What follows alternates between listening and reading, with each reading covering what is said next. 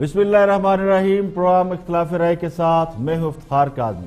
पहले सिलेक्टर बदले, फिर खिलाड़ी बदल दिए, परफॉर्मेंस 100% से 0 पर आ गई, तो इल्जाम किसको दें, सिलेक्टर को या खिलाड़ियों को?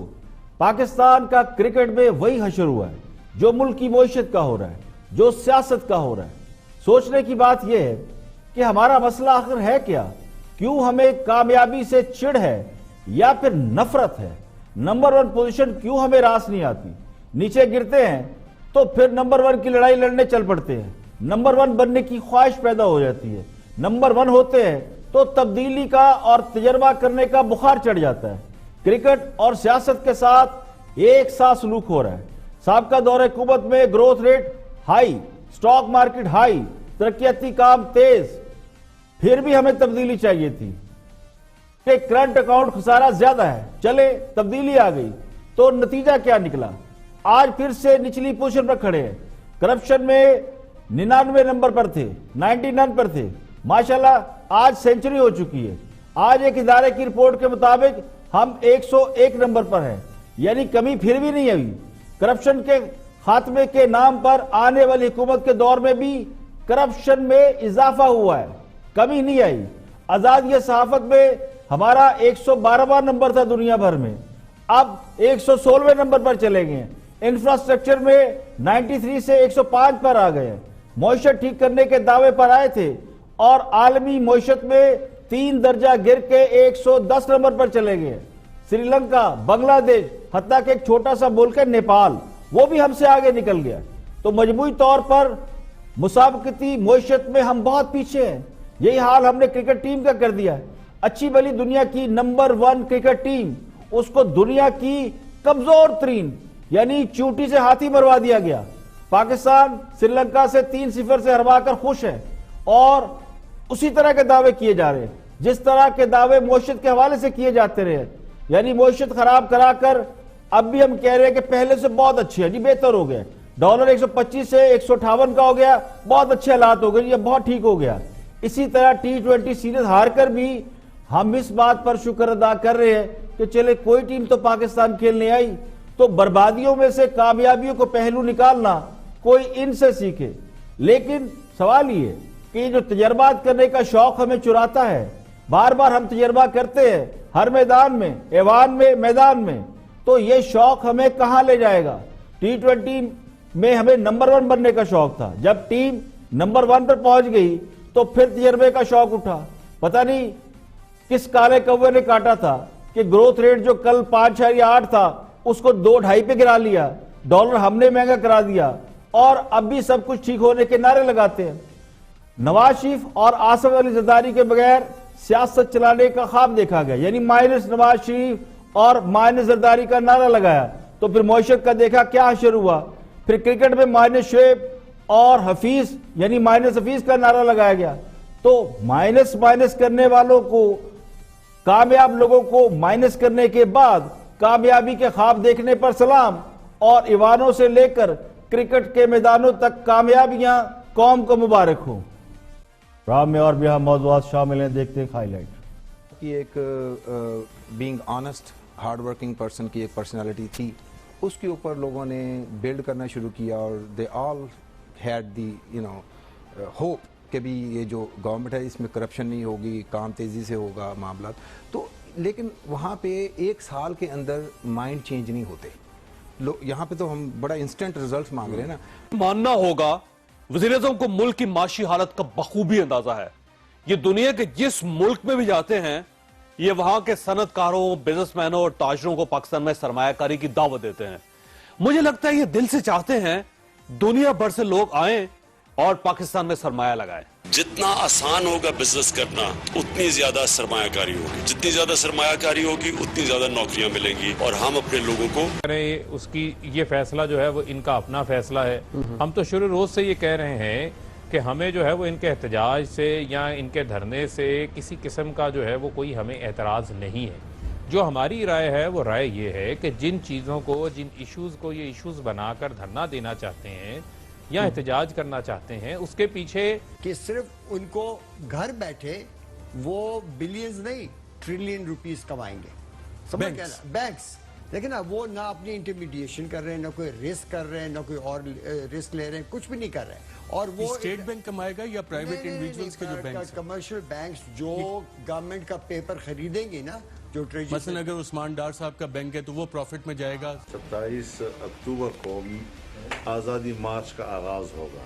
کشمیریوں کے ساتھ یکجہتی کا اظہار کر کے قافلے ہمارے روانہ ہو جائیں گے. سفر سارا جی ڈی روڈ کا ہوگا، قافلے ہرلول پر اکٹھے ہوں گے. یہاں سے پھر ہم مولانا فضل الرحمان صاحب نے اپنا ڈیڈ لائن بھی دیا، اپنا آزادی مارچ کا اعلان بھی کیا ہے. اس پہ ہمارا بہت لمبا ڈیبیٹ چلا اور پاکستان پیپلز پارٹی نے فیصلہ کیا ہے کہ ہم پورا طریقے سے جو بھی ہم سے ہو سکتا ہے جو. اور اب کچھ عام خبریں آپ کے ساتھ شیئر کرتے ہیں.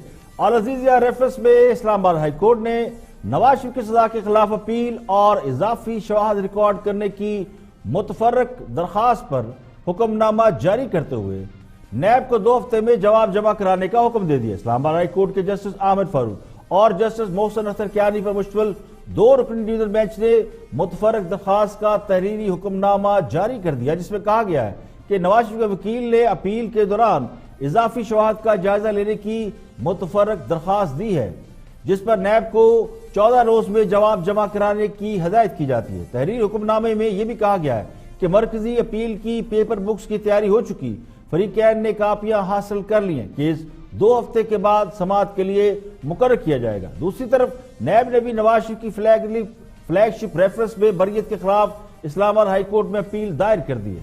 درخواست ڈپٹی پروسیکیوٹر جنرل نیب سردار مظفر کی جانب سے درخواست دائر کی گئی ہے، جس میں کہا گیا کہ ٹرائل کورٹ میں پیش کی گئی دستاویزات ہائی کورٹ میں جمع کرانے کی اجازت دی جائے. عدالت نے 25 جون کو دستاویزات جمع کرانے کی ہدایت دی تھی. عدالت نے نواز شریف کے ٹیکس اور جائیداد کے ریکارڈ کو بھی جمع کرانے کا حکم دیا تھا. دستاویزات ٹرائل کورٹ میں بھی جمع کروائی گئی تھی، جن کا اصل ریکارڈ موجود ہے. عدالت سے درخواست میں استدعا کی گئی کہ نواز شریف کی بریت کے خلاف زیر سماعت اپیل کے ساتھ ریکارڈ منسلک کرنے کا حکم دیا جائے. سپریم کورٹ میں جسٹس قاضی فائز عیسیٰ کے خلاف ریفرنس کے حوالے سے اٹارنی جنرل انور منصور خان نے اپنا جواب جمع کرا دیا. اٹارنی جنرل نے اپنے جواب میں کہا کہ برطانیہ میں 3 جائیدادوں کے اصل مالک جسٹس قاضی فائز عیسیٰ ہیں. ان کے بچے بے نامی دار ہیں. جسٹس قاضی فائز عیسیٰ جائیداد خریدنے کے ذرائع بتانے سے گریز کر رہے ہیں. جسٹس قاضی فائز عیسیٰ کے الزامات محض مفروضوں پر مبنی ہیں. ان کی سپریم جوڈیشل کونسل کے خلاف درخواست قابل سماعت نہیں، جبکہ بطور attorney general supreme judicial council کی معاونت کرنا آئینی ذمہ داری ہے. اٹارنی جنرل نے مزید کہا کہ وزیر قانون فروغ نسیم کا بار کونسل میں چیک تقسیم کرنا غلط نہیں، جبکہ صدر اور وزیر اعظم کو اپنی ذمہ داریوں پر آرٹیکل 248 کا استثناء حاصل ہے. اور اسلام آباد ہائی کورٹ نے غازی عبدالرشید قتل کیس میں سابق صدر پرویز مشرف کے خلاف FIR خارج کرنے کی درخواست ناقابل سماعت قرار دے کر مسترد کر دی. چیف جسٹس اطہر بن اللہ نے استفسار کیا کہ پرویز مشرف کے خلاف FIR 2013 میں درج ہوئی، اب کیس کس مرحلے پر؟ ٹرائل ابھی تک مکمل کیوں نہیں ہوا؟ کیا پرویز مشرف عدالتی مفرور ہے؟ سرکاری وکیل نے بتایا کہ کیس کا چلان 2014 میں جمع کرایا، کچھ معلوم نہیں کہ ٹرائل مکمل کیوں نہیں ہوا. چیف جسٹس اطہر بن اللہ نے درخواست گزار سوشل اینڈ ڈیموکریٹک پارٹی کے وکیل سے پوچھا کہ آپ کی پارٹی کا مشرف کی FIR سے تعلق کیا ہے. خاتون وکیل نے کہا کہ وہ سابق صدر ہیں، ہم اس لیے آئے ہیں. عدالت نے سیاسی جماعت کی جانب سے پرویز مشرف کے خلاف FIR خارج کرنے کی درخواست مسترد کرتے ہوئے کہا کہ نہ متاثرہ فریق ہے نہ مفرور ملزم عدالت کے سامنے موجود ہے. اگر پرویز مشرف آ جاتے تو پھر کیس کو آگے بڑھایا جا سکتا ہے. نیب کی جانب سے کاروباری حضرات کے متعلق تمام ریجنل آفیسر کو تحریری ہدایت نامہ جاری کر دیا، جس میں کہا گیا کہ نیب کا کوئی افسر کسی تاجر یا کاروباری شخصیت کو ٹیلی فون کر کے نہیں بلائے گا. کسی بھی کیس کی تحقیقات کے لیے پہلے تحریری نوٹس دیا جائے گا. مطمئن نہ ہونے پر سوال نامہ بھیجا جائے گا. ڈی نیب اگر سوال کے جواب پر مطمئن نہ ہو تو مطلوبہ شخصیات کو ذاتی حیثیت میں طلب کیا جا سکتا ہے. کنٹرول لائن پر بھارتی جارحیت سے پاک فوج کا ایک جوان شہید ہو گیا، 2 خواتین بھی زخمی ہو گیا. ISPR کے مطابق بھارت کی جانب سے سیز فائر معاہدے کی خلاف ورزی کی گئی. بھارتی فورسز نے کنٹرول لائن پر جارحیت کا مظاہرہ کرتے ہوئے بلا اشتعال فائرنگ کی، جس کے نتیجے میں پاک فوج کا ایک جوان نعمت علی اور سریا گاؤں کی 2 خواتین زخمی ہوئی. ISPR کے مطابق پاک فوج کی جانب سے بھرپور جواب دیا گیا، جس سے کئی بھارتی چوکیاں تباہ ہوئی اور جانی نقصان کے بھی اطلاعات ہیں۔ ایک طرف حکومت کو اپوزیشن کے دھرنے کا سامنا ہے تو دوسری طرف غیر ملکی فنڈنگ کیس میں حکمران جماعت کے لیے مشکلات بڑھتی دکھائی دیتی ہیں۔ اپوزیشن سے بار بار رسیدوں کا مطالبہ کرنے والی جماعت کو اسکروٹنی کمیشن کے سامنے پیش ہو کر رسیدیں جمع کرانے کا حکم دے دیا گیا۔ غیر ملکی فنڈنگ کیس میں الیکشن کمیشن نے اپنا فیصلہ سنا دیا۔ حکمران جماعت تحریک انصاف کی چاروں درخواستیں الیکشن کمیشن نے مسترد کر دی۔ تحریک انصاف کو 14 حکومت کو اسکروٹنی کمیشن کے سامنے پیش ہونے کی ہدایات جاری کی گئی ہے۔ 5 سال سے رینگتا ہوا P T I funding case بلاخر اپنے انجام کی طرف بڑھتا ہوا دکھائی دے رہا ہے۔ تحریک انصاف کے سابق رکن یا باغی رہنما اکبر ایس بابر نے 5 سال قبل پارٹی فنڈنگ کے حوالے سے اعتراضات اٹھائے تھے۔ اکبر ایس بابر کے بقول مارچ 2013 میں پارٹی فنڈنگ کے حوالے سے پارٹی نے اسپیشل آڈٹ کرایا، جس میں یہ پتا چلا کہ بہت سے اکاؤنٹس جعلی ہیں اور ان کا ریکارڈ موجود نہیں ہے۔ پارٹی قیادت نے اکبر ایس بابر کے الزامات کو بے بنیاد قرار دیا، جس پر اکبر ایس بابر الیکشن کمیشن چلے گئے اور کیس دائر کر دیا۔ تحریک انصاف نے کئی بار اس پر سٹے آرڈر حاصل کیا۔ 2014 میں یہ کیس الیکشن کمیشن کے سامنے آیا۔ اس دوران کیس کو خفیہ رکھنے کی متعدد درخواستیں کی گئی، وکلات بدلے گئے۔ الیکشن کمیشن میں سماعت کے دوران یہ انکشاف ہوا کہ اسٹیٹ بینک کو تحریک انصاف کے 23 خفیہ اکاؤنٹ ملے ہیں، جن میں سے کچھ اکاؤنٹ کی تصدیق نہیں ہو رہی۔ حکمران جماعت ان الزامات کو بے بنیاد قرار دے کر اس سے رد کرتی ہے، لیکن اب الیکشن کمیشن نے اسکروٹنی کمیشن کو اپنا کام جاری رکھنے کی ہدایت کی ہے اور اس کے لیے 14 اکتوبر کی تاریخ مقرر کی ہے، جبکہ سابق حکمران جماعت مسلم لیگ نون نے بھی پی ٹی آئی کے خلاف فارن فنڈنگ کے حوالے سے ایک نیا کیس دائر کرنے کا فیصلہ کیا اور مسلم لیگ نون پہلی بار فارن فنڈنگ کیس کے حوالے سے فریق بننے جا رہی ہے۔ مسلم لیگ نون نے الیکشن کمیشن سے 2013 سے لے کر 2018 تک کے بینک اکاؤنٹ کی تفصیلات مانگی ہیں۔ ذرائع کا دعویٰ یہ کہ یہ کیس حکمران جماعت کے لیے بہت شدید مشکلات پیدا کر سکتا ہے۔ اس بات کا امکان موجود ہے کہ ایک بار پھر عدالت سے اس کے خلاف حکم امتناعی حاصل کیا جائے، لیکن آسان سا سوال ہے، اور وہ سوال یہ کہ اگر حکمران جماعت نے غیر ملکی فنڈز نہیں لیے تو پھر اکاؤنٹ کی تفصیلات چھپانے کی ضرورت کیا ہے؟ کیوں یہ تفصیلات سامنے نہیں لائی جاتی اور کیوں اس کیس کے اوپر بار بار سٹے آرڈر لیا جاتا ہے؟ دوسری طرف ایک اور اہم خبر یہ ہے کہ لاہور ہائی کورٹ نے چیئرمین نیب کی تقرری اور نیب کی کارروائیاں کالعدم قرار دینے کے لیے درخواست سماعت کے لیے منظور کر لی ہے۔ اس پر 3 رکنی فل بینچ تشکیل دیا گیا، جس میں جسٹس قاسم خان، جسٹس ملک شہزاد اور جسٹس اسجد جاوید شامل ہیں، جبکہ اس حوالے سے لارجر بینچ کی تشکیل کے لیے بھی سفارش کی گئی ہے۔ پہلے دھرنا یعنی اپوزیشن دھرنے کے لیے تیاری پکڑ لی ہے، اس کے بعد یہ غیر ملکی پارٹی فنڈنگ کیس اور پھر نیب کو کارروائیوں سے روکنے کے لیے درخواست کی سماعت کا منظور ہونا، یہ حکومت کے لیے بڑے چیلنج سمجھے جا سکتے ہیں۔ اکبر ایس بابر نے کیس کی سماعت کے بعد میڈیا سے بات بھی کی اور ان کا موقف بھی سنتے ہیں۔ اس کا مقصد کیا ہے؟ یہ پہلی دفعہ تو نہیں ہے۔ الیکشن کمیشن جب سے یہ کیس ہوا ہے نومبر 2014 میں 60 سے زیادہ اس سلسلے میں اجلاس ہو چکے ہیں، 2 درجن سے زیادہ اسکروٹنی کمیٹی کے اجلاس ہو چکے ہیں مارچ 2018 سے۔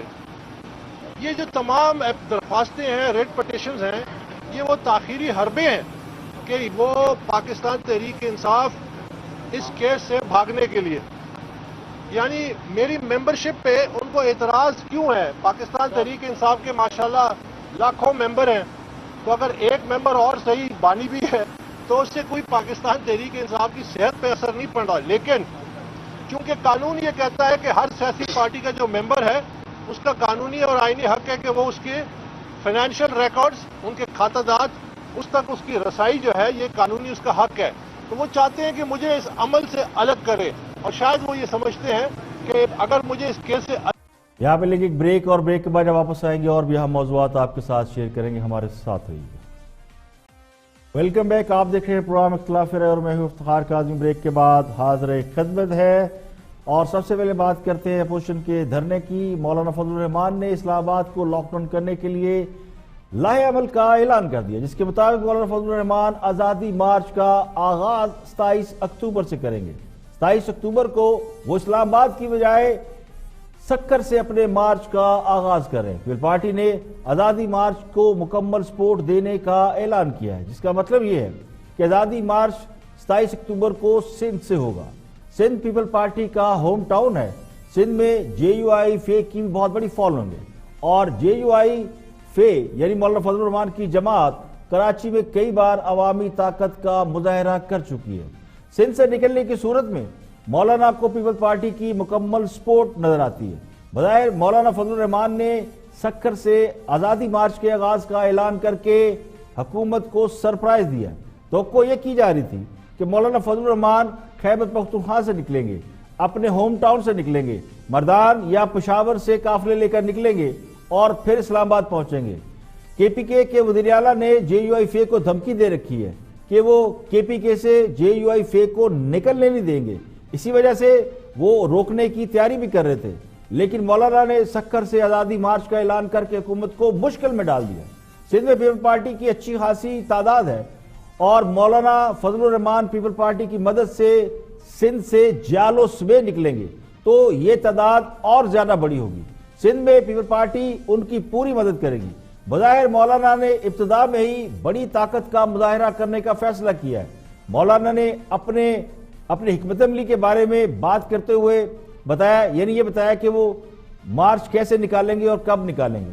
27 اکتوبر کو آزادی مارچ کا آغاز ہوگا۔ کشمیریوں کے ساتھ یکجہتی کا اظہار کر کے قافلے ہمارے روانہ ہو جائیں گے۔ سفر سارا جی ٹی روڈ کا ہوگا، قافلے ہرنول پر اکٹھے ہوں گے، یہاں سے پھر ہم تمام جلوسوں کو ایک جگہ اکٹھا کریں گے، تو اس کی جو جگہ ہوگی اس کا تعین ہم واضح کریں۔ اسلام آباد میں 31 اکتوبر کو داخل ہوں گے۔ مولانا فضل الرحمان کے آزادی مارچ یا دھرنے کے حوالے سے، یعنی سکھر سے نکلنے کے حوالے سے پیپلز پارٹی نے بھی اپنی حکمت عملی کا اعلان کر دیا ہے۔ پیپلز پارٹی کے چیئرمین بلاول بھٹو نے اس حوالے سے گفتگو کی اور انہوں نے کہا، مولانا فضل الرحمان صاحب نے اپنا ڈیڈ لائن بھی دیا، اپنا آزادی مارچ کا اعلان بھی کیا ہے۔ اس پہ ہمارا بہت لمبا ڈیبیٹ چلا، اور پاکستان پیپلز پارٹی نے فیصلہ کیا ہے کہ ہم پورا طریقے سے جو بھی ہم سے ہو سکتا ہے، جو ہم مولانا فضل الرحمان صاحب کا آزادی مارچ کا حمایت بھی کرتے ہیں، سپورٹ بھی کرتے ہیں۔ انشاءاللہ تعالی ہمیں نہیں بتایا گیا ابھی تک کہ کون سے جگہوں پہ exactly what time, what date, what cities etcetera, لیکن جہاں ہوگا پاکستان پیپلز پارٹی کے عہدیدار مولانا فضل الرحمان صاحب کا اس آزادی مارچ کے ساتھ تعاون کریں گے، سپورٹ کریں گے، ان کا استقبال بھی کریں گے۔ وزیر اعظم عمران خان کی پہلی تقریر میں خان صاحب نے کہا تھا کہ دھرنا دو، دھرنا کے لیے میں کنٹینر بھی بیچوں گا اور میں کھانا بھی دوں گا، تو اب بریانی پکانا شروع کر دیں اور کھانا بھی بیچنا پڑے گا اور کنٹینر بھی بیچنا پڑے گا۔ پاکستان پیپلز پارٹی کا ایک بڑا کنسسٹنٹ پالیسی رہا ہے جہاں تک دھرنا کی سیاست ہے، اور اس کی وجہ سے ہم سمجھتے ہیں کہ مشکل ہے کہ میں خود ایک دھرنا میں کوئی زیادہ کردار ادا کروں۔ تو لگتا یوں ہے کہ مولانا فضل الرحمان نے سندھ سے ایک بڑی قوت کے ساتھ اسلام آباد کی طرف مارچ کرنے کا فیصلہ کیا ہے، اور اگر حکومت کا ارادہ لوگوں کو خیبر پختونخوا میں گرفتار کر کے انہیں احتجاج میں شرکت سے روکنے کا تھا یا پھر رکاوٹیں کھڑی کرنا تھا اور مارچ کو ناکام بنانے کے لیے حکومتی کوئی اسٹریٹجی طے کی جا رہی تھی، تو یہ پلان مولانا فضل الرحمان نے ایک جھٹکے میں ہی فیل کر دیا۔ اب جے یو آئی کے لوگ ملک بھر سے پہلے سندھ جائیں گے، پھر وہاں سے مولانا کے ساتھ اسلام آباد کا رخ کریں گے، جس کا مطلب یہ ہوگا کہ وہ عوامی سیلاب کی صورت میں آگے بڑھیں گے۔ حکومت کے لیے اس حوالے سے مشکلات بڑھتی ہوئی نظر آتی ہیں۔ اس عوامی سیلاب کو روکنے کے لیے اب انہیں نئی حکمت عملی وضع کرنی پڑے گی۔ اور آگے بڑھتے ہیں اور سب سے پہلے بات کرتے ہیں، اینکر پرسن ہے، سینئر جرنلسٹ ہے جاوید چودھری، گفتگو کر رہے ہیں وزیر اعظم کے دورہ چین کے حوالے سے اور پاکستان کے اندرونی حالات کے حوالے سے تجزیہ دے رہے ہیں۔ واچ جاوید چودھری۔ ماننا ہوگا وزیر اعظم کو ملک کی معاشی حالت کا بخوبی اندازہ ہے۔ یہ دنیا کے جس ملک میں بھی جاتے ہیں، یہ وہاں کے صنعت کاروں، بزنس مینوں اور تاجروں کو پاکستان میں سرمایہ کاری کی دعوت دیتے ہیں۔ مجھے لگتا ہے یہ دل سے چاہتے ہیں دنیا بھر سے لوگ آئیں और पाकिस्तान में सरमाया लगाएं। जितना आसान होगा बिजनेस करना उतनी ज्यादा सरमायाकारी होगी, जितनी ज्यादा सरमायाकारी होगी उतनी ज्यादा नौकरियां मिलेंगी और हम अपने लोगों को गुर्बत से निकाल सकेंगे। There are Chinese business people here. I would like to invite you to Pakistan. My government's job will be to remove impediments in your way.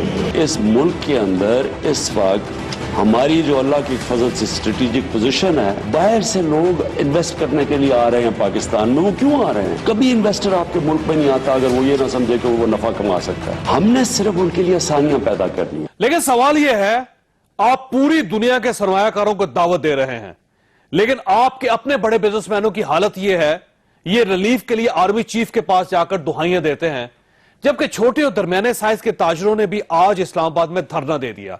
ये रेड जोन तक जाना चाहते थे, लेकिन पुलिस ने ताकत के साथ रोक दिया।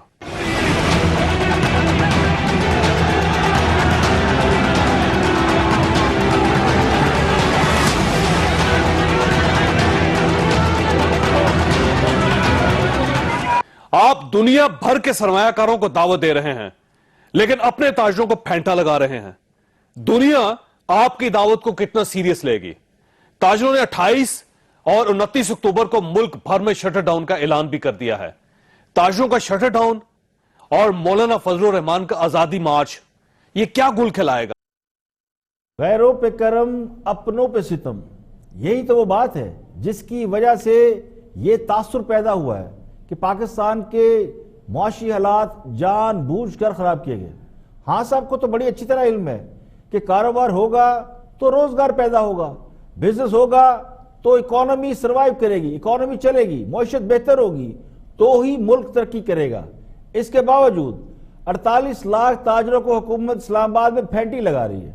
जो मराद खान साहब दुनिया भर के ताजरों को देने का ऐलान कर रहे हैं कि पाकिस्तान आए हम आपको फैसिलिटीज देंगे, पाकिस्तान आए हम आपको ये मराद देंगे, इनमें से एक भी मराद वो अपनों को देने के लिए तैयार नहीं। ना सियासतदानों को किसी किस्म की कोई रियायत मिल रही है, ना ताजरों और कारोबारी तबके की फरियाद सुनी जा रही है, ना ब्यूरोक्रेसी को ही काम करने दिया जा रहा है।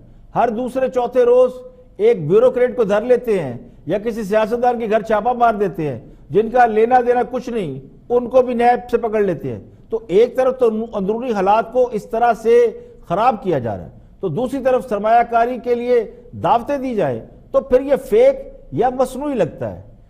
देखिए 41,000 मैन्युफैक्चरर और इंपोर्टर हैं और 48 लाख ताजर हैं, ये जो इस्लामाबाद की तरफ रुख किए बैठे हैं, और उन्होंने 28 या 29 को मुल्क भर में शटर डाउन हड़ताल का भी ऐलान किया है। सियासतदान भी धरनों के लिए निकल रहे हैं, वो भी तैयार बैठे हैं। अब अंदर ये हालात हों, पाकिस्तान के अंदरूनी हालात इस किस्म के हो, तो फिर दुनिया से कौन आएगा सरमायाकारी करने के लिए? यानी ये तो वही मिसाल होगी कि घर वाले आपस में ही लड़ पड़े तो मेहमान वैसे ही सर पर पाँव रखकर भाग निकलता है, वो बेचारा अपनी जान बचाता फिर रहा है। तो जरा अपनी अदाओं पर गौर करें कि हम कर क्या रहे हैं। इसी वजह से तो लोग कहते हैं या लोगों में ये तासुर मौजूद है कि कहीं खुदा ना खास्ता जानबूझकर तो अंदरूनी हालात खराब नहीं किए जा रहे। साबिक स्पीकर कौमी असम्बली एयाज सादिक ने एक खसूसी इंटरव्यू दिया और गुफ्तगू कर रहे हैं उनसे मंसूर अली खान। देखते हैं क्या फरमाते हैं। बैठी हुई है पार्टी आज भी अगर दो हिस्सों में डिवाइडेड है तो वो दोनों भी शरीफ ही हैं जिनमें डिवाइडेड है आपस में। नहीं, एक शहबाज शरीफ, एक मरियम नवाज शरीफ, इनमें डिवाइडेड है। ये गलत, ये नहीं है कि कोई थर्ड ऑप्शन के तौर पे सरदार एयाज सादिक साहब खुद क्यों नहीं, चौधरी निसार क्यों नहीं, शाहिद खान अब्बासी क्यों नहीं, क्या ये क्यों नहीं सदर बन सकते पार्टी के, ये क्यों नहीं लीड कर सकते, या ये पीढ़ी दर पीढ़ी ही हमने चलना है, इसमें से नहीं निकलना? मगर ये एक बड़ा गलत इंप्रेशन है कि जी हमारी पार्टी में दो ग्रुप्स हैं। ये बिल्कुल परसेप्शन गलत है कि एक शहबाज शरीफ साहब की सोच और एक मरियम नवाज साहिबा की सोच है। एक सोच नवाज शरीफ साहब वाली है। मैं आपको एक हालिया एक वाकया आपके साथ कोट करता हूँ। मरियम नवाज साहिबा इस वक्त जेल के अंदर है। उनकी जेल के अंदर जो कंडीशंस हैं, मुझे किसी एक थर्ड सोर्स से, मैं नाम तो ऑब्वियसली नहीं ले सकता, मुझे एक मैसेज आया और खबर बेसिकली ये थी कि जी उनको बड़े बुरे हालात के अंदर रखा हुआ है, उनके सही तरह उनको सोने के लिए जगह नहीं दी हुई, उनको एक चादर दी हुई है, कोई तकिया नहीं दिया, कोई रुई का मैट्रेस नहीं दिया, कोई स्पंज का नहीं दिया, एक तकिया दिया है और वॉशरूम भी उसी के अंदर है जहां की उन्होंने चादर टांगी हुई। बिल्कुल ठीक। اب یہ ساری باتیں جو ہے میری کوئی سمپتی نہیں ہے اس بات کے اوپر, میں کوئی سمپتائز نہیں کر رہا ہوں ان کے ساتھ, لیکن ویسے ہی مجھے وہ بھی نہیں مانگ رہی, وہ ہمیں منع کرتی ہیں کہ یہ بات آگے نہیں کرنی. مجھے یہ اپڈیٹ ملی کہ جناب یہ ساری صورتحال ہے. میرے پاس خبر یہ ہے کہ مسلم لیگ نون کی جو مین لیڈرشپ ہے ان تک یہ پیغام بھی پہنچایا گیا کہ جناب اس سلسلے میں ایک پریس کانفرنس کر دیں کہ بڑے برے حالات ہیں. آپ کی لیڈرشپ نے پریس کانفرنس تک نہیں کی اس کے اوپر. آپ کی مین سینٹرل لیڈرشپ ابھی بھی, جس میں شہباز شریف صاحب گروپ شامل ہے, وہ اپنے آپ کو ان ساری چیزوں سے تھوڑا سا دور رکھنا چاہ رہا ہے, because Maryam Nawaz has become toxic for some leaders in the party. کہ نہیں یہ جو کہتی ہیں, یہ جو بولتی ہیں, ذرا اس سے اپنے آپ کو تھوڑا سا دور رکھو, کیونکہ یہ خود تو ڈوبیں گی, ہمیں بھی لے ڈوبیں گی. نہیں, میں یہ بتاؤں کہ ہمیں مریم نواز صاحبہ کا جب یہ پتہ چلا نا, تو انہوں نے خود, میں پچھلی ہیئرنگ پہ تھا, انہوں نے خود یہ کہا تھا کہ یہ بات نہ کریں.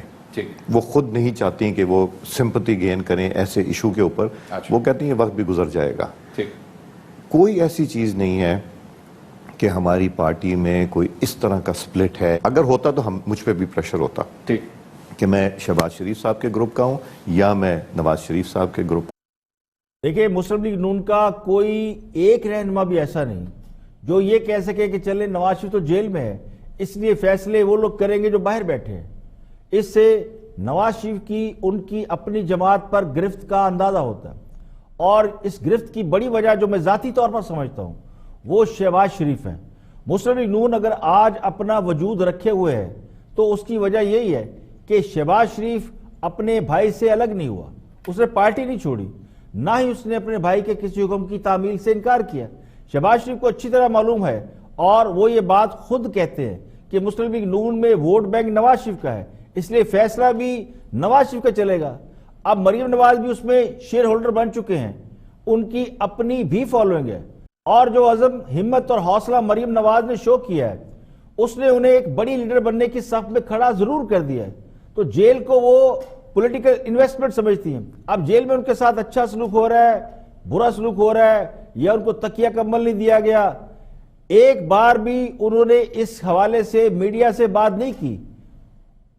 اب اس کے علاوہ نون لیگ کی جو اور بڑی کامیابی ہے وہ یہ ہے کہ وہ ایک مضبوط جماعت کی طرح کھڑی ہے. بہت سے دوستوں کا خیال یہ تھا کہ نواز شریف کے اقتدار سے باہر ہوتے ہی یا جیل جاتے ہی پارٹی کا شرارہ بکھر جائے گا, پارٹی ٹوٹ جائے گی. یہ باتیں ہم بھی کرتے رہے ہیں کہ نواز شریف اگر اقتدار سے گئے تو ان کی پارٹی شاید ایک جگہ مضبوطی سے قائم نہ رہ سکے.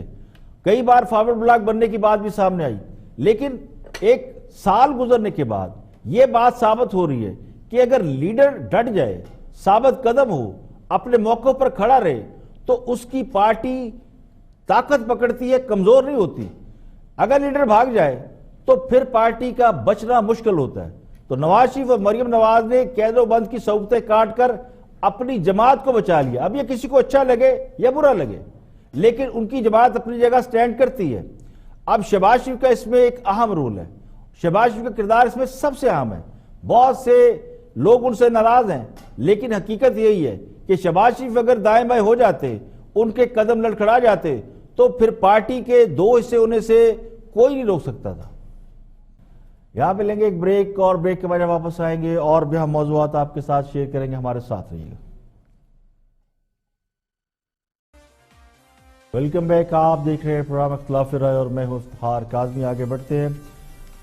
ترجمان حکومت کے اور بڑے ہم رہنما ہیں فاروق حبیب گفتگو کر رہے ہیں اپوزیشن کے دھرنا مارچ, آزادی مارچ کے حوالے سے حکومت کا موقف کیا ہے. واچ فاروق حبیب. اس کی یہ فیصلہ جو ہے وہ ان کا اپنا فیصلہ ہے. ہم تو شروع روز سے یہ کہہ رہے ہیں کہ ہمیں جو ہے وہ ان کے احتجاج سے یا ان کے دھرنے سے کسی قسم کا جو ہے وہ کوئی ہمیں اعتراض نہیں ہے. جو ہماری رائے ہے وہ رائے یہ ہے کہ جن چیزوں کو, جن ایشوز کو یہ ایشوز بنا کر دھرنا دینا چاہتے ہیں یا احتجاج کرنا چاہتے ہیں, اس کے پیچھے ان کے اپنے ذاتی مقاصد چھپے ہوئے ہیں. نہیں, بٹ اگر مثال کے طور فاروق صاحب اگر اعتراض نہیں ہے تو پھر آپ کے چیف منسٹر خیبر پختونخوا کہتے ہیں ہم گزرنے نہیں دیں گے, ڈیرہ اسماعیل خان کا نام اسلام آباد رکھ دیں تاکہ وہ وہیں پر رہیں. یہ ایسی باتیں پھر کیوں کرتے ہیں اگر اعتراض نہیں ہے تو؟ نہیں دیکھیں بات یہ ہے کہ جب ان کی طرف سے ایسے اعلانات ہوتے ہیں کہ جی ہم حکومت کو گرانے آ رہے ہیں, جی وزیر اعظم جو ہے وہ استعفیٰ دے کے چلے جائیں, مجھے یہ بتائیں تو یہ تو آپ بھی کہتے تھے خواہش کے کسی نہیں سن لیں میں بتاتا ہوں آپ کو किसी की ख्वाहिश के ऊपर तो जो है वो फैसले नहीं होते। ठीक है। और बुनियादी चीज है कि क्या जो है वो पाकिस्तान के आइन के मुताबिक ये हुकूमत जो है वो इंतखाबात के बाद मुंतखब हुई है। ठीक हो गया। सियासी जमातों का जो सबसे बड़ा मैदान होता है वो आम इंतखाबात होते हैं जिसमें वोटर फायदा करता, जो वोटर फैसला करता है। 2013 में भी यही हुआ था।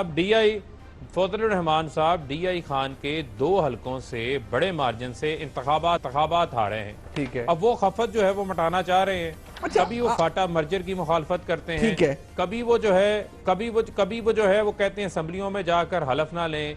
कभी जो है वो फाइनेंस बिल की मुखालफत करते हैं। ठीक है। मतलब आपके नजदीक नाकामी होती है। ठीक हो गया। मैं जरा स्पीकर के इलेक्शन मैं जरा इसको थोड़ा सा आगे लेके चलता हूं क्योंकि नाकामियों इमरान जमात का दावा है कि उन्हें मौलाना फजलुर रहमान के एहतजाज या धरना करने पर कोई एतराज नहीं, लेकिन जिन इश्यूज पर मौलाना फजलुर रहमान धरना देने का इरादा रखते हैं उन इश्यूज पर उन्हें शदीद एतराज है। तो सवाल यह है कि क्या मौलाना फजलुर रहमान को एहतजाज के लिए हुकूमत से पूछना था कि वो कौन से इश्यूज पर धरना दें, कौन से इश्यूज सरकार को पसंद हैं और कौन से इश्यूज ऐसे हैं जो सरकार को नागवार गुजरते हैं।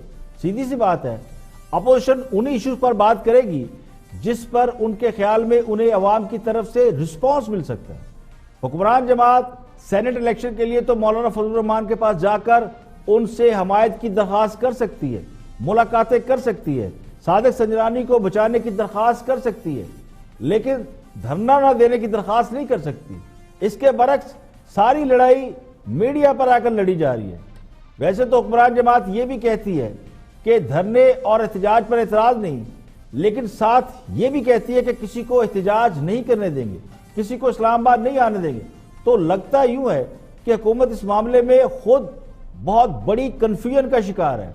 शायद उसकी वजह यह भी हो कि सारे मामला उनके अपने हाथ में नहीं। आगे बढ़ते और ऑन द फ्रंट में अमेरिकी ताजर हैं और पॉलिटिशियन हैं, गुफ्तगू कर रहे हैं ओवरसीज के हवाले से और खान साहब की हुकूमत के हवाले से फीडबैक दे रहे। Watch this. की एक being honest hard working person की एक पर्सनालिटी थी, उसके ऊपर लोगों ने बिल्ड करना शुरू किया और they all had the hope कि भी ये जो गवर्नमेंट है इसमें करप्शन नहीं होगी, काम तेज़ी से होगा मामला। तो लेकिन वहाँ पे 1 साल के अंदर माइंड चेंज नहीं होते लोग। यहाँ पे तो हम बड़ा इंस्टेंट रिजल्ट्स मांग रहे हैं ना, तो वहाँ पे लोग उनको टाइम देने के लिए तैयार हैं।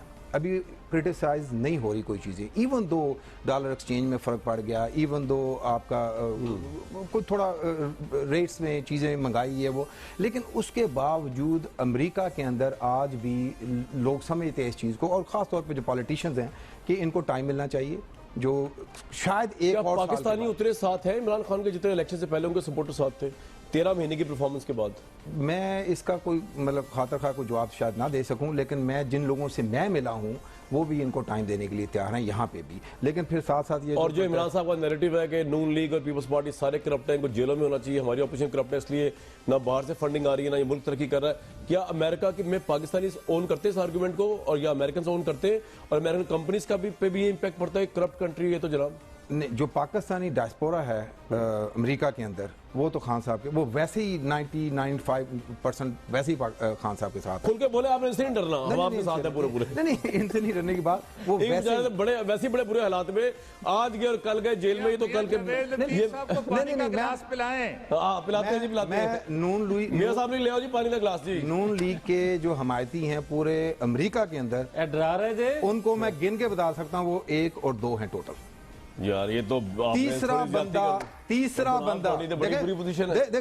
तीसरा बंदा जब ये ओवरसीज आपने वोट नहीं राइट दिया अपने दौरे हुकूमत में, मैं कहता ये ओवरसीज वो 2 बंदे भी शायद नहीं वोट देने जाएंगे शायद। इतने बुरे हालात हैं इनके, वो क्या समझते हैं बहुत करप्ट है? नहीं करप्शन की बात नहीं करता, इन्होंने काम ही नहीं किया, इन्होंने कभी इन्होंने पाकिस्तान में गए बड़ा काम किया, हो सकता किया। मैं तो अपना अमेरिका में पाकिस्तान मुल्क से बाहर देखें, आपका इतना बड़ा रिसोर्स है। ये जो आपके ओवरसीज पाकिस्तानी है, बहुत एक उनको इंटैक्ट उनको साथ में मिलाने, इन्होंने कुछ नहीं किया, डिसओन किया इन्होंने अपने दौर में। तो मियां साहब बड़ा अफसोस हुआ मुझे बड़ा नहीं तुसी गल करन दे इस वेले पोजीशन विच नहीं हो। मैं दोबारा आपको कश्मीर को लेके आऊंगा। देखिए ये जो ओवरसीज पाकिस्तानी है, खुसूसन अमेरिका और यूरोप में रहने वाले लोग, ये समझते हैं कि उन्हें साबका हुकूमतों ने बुरी तरह नजरअंदाज किया। इसके बरक्स खान साहब की हुकूमत ने बैरून मुल्क पाकिस्तानियों को अंगेज रखा, चंदे और अतियात इकट्ठे किए, बड़े बड़े प्रोग्राम किए, तफरीह भी फराहम की और चंदा भी इकट्ठा किया। पाकिस्तान में हुकूमतों की करप्शन के किस्से भी सुनाकर उन्हें मुतासर किया। अब नवाज शरीफ उनकी जमात बैरून मुल्क पाकिस्तानियों को इस तरह से मुतासर करने में कामयाब नहीं हो सकी। वैसे भी ओवरसीज पाकिस्तानी दो किस्म के होते हैं, एक वो है जो बाहर चले गए और जिस मुल्क में गए वहां की नेशनैलिटी हासिल कर ली और अब वहीं रहते हैं, ये ज्यादातर अमेरिका और यूरोपीय ममालिक में मौजूद है। दूसरे वो है जो बाहर जाकर काम करते हैं लेकिन उनकी फैमिलीज पाकिस्तान में रहती हैं, उन्हें वो अपनी कमाई भेजते हैं, ये मिडिल ईस्ट और अरब ममालिक में रहते हैं। पहली किस्म के लोगों पर पाकिस्तानी मईशत के अच्छे या बुरे होने का कोई ज्यादा इंपैक्ट नहीं होता, इसलिए कि पाकिस्तान के अंदरूनी हालात का उन्हें ज्यादा इदराक ही नहीं होता। मालूमात का बेशतर इंहिसार मीडिया पर होता है और खासकर सोशल मीडिया पर होता है, और सोशल मीडिया पर असल खबर से ज्यादा प्रोपोगंडा है। अब दूसरी किस्म के ओवरसीज जो है वो अरब ममालिक में काम करते हैं, उन पर पाकिस्तान के अंदरूनी हालात का डायरेक्ट इंपैक्ट पड़ता है, बराह रास्त असर होता है। इसलिए पहली किस्म के लोग तो खान साहब को इसलिए पसंद करते हैं कि खान साहब चूंकि सियासत में आने से पहले भी पूरी कौम के हीरो थे और सेलिब्रिटी के तौर पर दुनिया भर में जाने पहचाने जाते थे, लोग उनसे प्यार करते थे। एक खिलाड़ी और कौमी हीरो के तौर पर लोग उन्हें जानते थे, जानते हैं और पसंद करते हैं। तो पाकिस्तान के अंदरूनी हालात, खासकर जो मुआशी हालात का है, इसका साहब सरवर लोगों पर कुछ ज्यादा असर नहीं पड़ता। चीखें तो आम आदमी की निकल रही हैं, तो मुतासर तो आम आदमी हो रहा है और एहतजाज के लिए आम आदमी ही बाहर निकल रहा है। आज के लिए इतने, कल फिर हाजिर होंगे मजीद खबरों, तबसरों, तस्जियों के साथ। प्रोग्राम इख्तिलाफ राय से इफ्तार काज़मी को इजाज़त दीजिए। आप अपने फीडबैक से हमें आगाह कर सकते हैं। सोशल मीडिया पर हमारे पेजेस मौजूद हैं, इन पर अपना फीडबैक जरूर दीजिएगा। अपना बहुत बहुत ख्याल रखिएगा।